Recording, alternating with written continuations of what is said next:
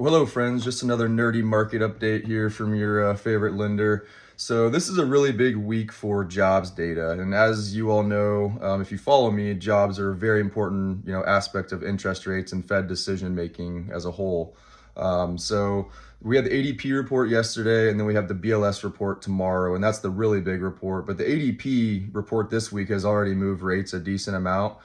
So I wanted to kind of just go over the market as a whole, and probably will have another update tomorrow once we get some more data in. But the headline report of this one is that basically the private sector only added 37,000 jobs compared to the 110,000 expected. So obviously that's not even close, and a very big miss on the data side. And it's actually such a big miss that it's the worst we've had in over 2 years, month over month.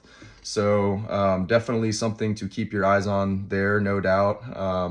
The other big one is that unemployment claims came in much higher than expected, and their trend is what's a little more concerning, week over week over week. So both of those pieces are, very negative, I guess, for the job market, but that's actually a good thing for rates. And we're kind of realizing that the Fed can't keep ignoring this. I mean, it's one of those things. Their hand is kind of being forced the more this data comes out. And if you've been following me for a while, I've been adamant about the Fed is just basically padding stats for any of my sports fans out there. They're just revising month over month over month to make the data not look as bad.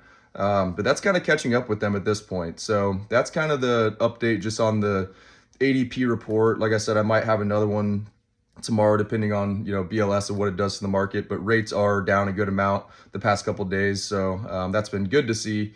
Not necessarily the best reasoning behind it, but like I said, good for rates. So one thing that I always like to remind people too is, I mean, rates always temporary. So a lot of people I talk to week after week after week, they're always just trying to think like, how can I time the rates week by week, month by month? And I'm just like, some people just overthink real estate so much. It's one of those things. Real estate's a safe long-term investment for you.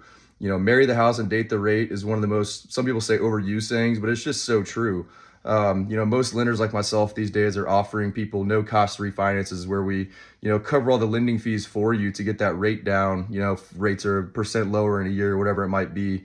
And then you're obviously protected from any downside as well. So, if we do get runaway inflation, you'll love your current rate. So it's one of those things you really don't want to try and time this type of stuff. I like to educate on it, especially because a lot of my followers are past clients or potential clients, stuff like that.